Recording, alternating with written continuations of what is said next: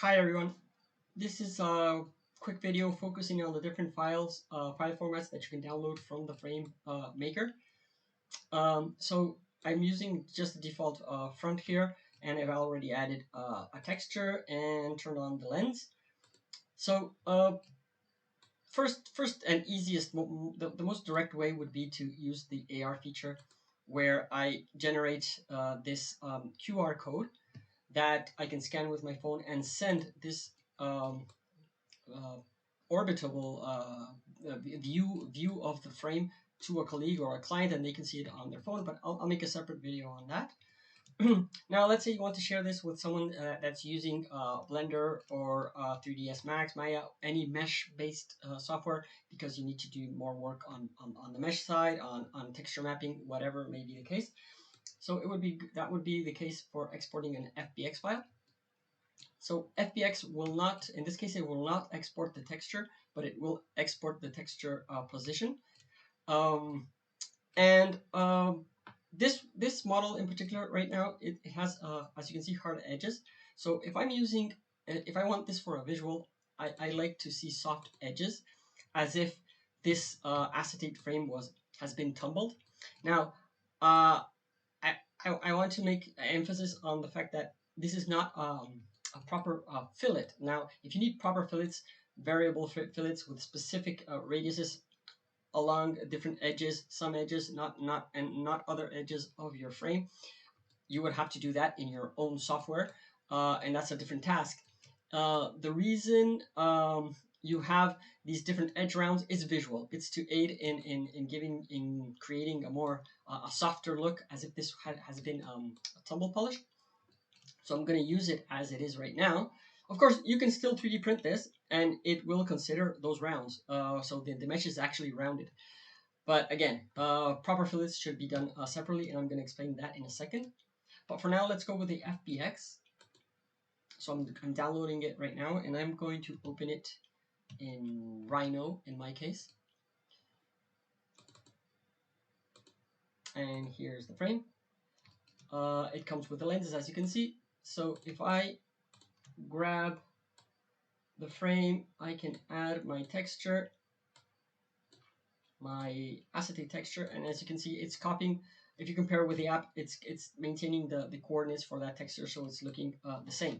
If you need a more accurate texture mapping, of course, then you would have to work in Blender or another a more powerful mesh texture based software.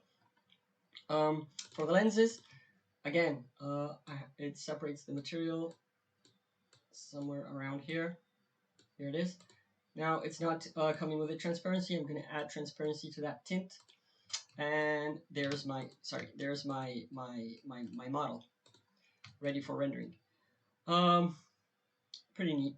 Now, and as you can see, we have the rounds. Now, let's go to the, so as to not make this such a long video, let's go into, I'm going to turn off render, and I'm going to go with soft edges, with hard edges, sharp edges, and I'm going to download, this is the best condition to download a solid model that I can continue to work on, as I'm going to show you, in another software, in my case again, in Rhino. So let's say I want to download this model with sharp edges, and again, I'm having this coincident point and this coincident point. That's going to help me in case I need to continue developing the end piece, installing a hinge or whatever is the case. So I'm going to download a 3DM file. You can use a step file, and that would be good to go into another software, another solid modeler that you can use. I don't know, Fusion, SolidWorks, and you can do some work there. And finally, 3MF. That should be used for 3D printing. I'm going to avoid this right now. I'm going to download the 3DM for Rhino. You can also select the version. In my case, I'm using Rhino 7, and I'm going to bring in that Rhino file. There it is. Again, it comes with the lenses. This time, it's a NURBS model surfaces. And let's say I want to start working on this separately. Of course, I can add materials here. I can, instead of using the mesh-based model, I can use the um, the NURBS model, as you can see right here. But for this, I'm not going to concentrate on rendering. I'm going to go with uh, filleting. So I'm going to fillet um, this edge with a radius of 1. Doesn't really matter right now. And I'm going to go with 0.5 for this edge. And I might add some variable rounding here.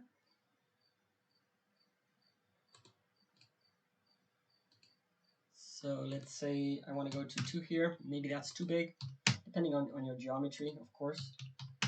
But I want to give some more. I want to play with that. That's going to be too sharp for 1.5 for sure.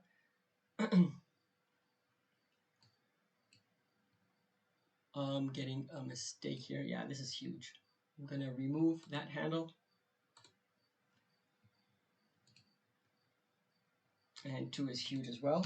Yeah, this temple has, it's too sharp. That's working. 1 is working. If I needed something more elaborate here, I wouldn't work with fillet. I would go into blending and surface modeling, but that's okay for now. Just wanted to describe how this geometry is consistent, so you can easily work with fillets and create your own combinations with more accuracy.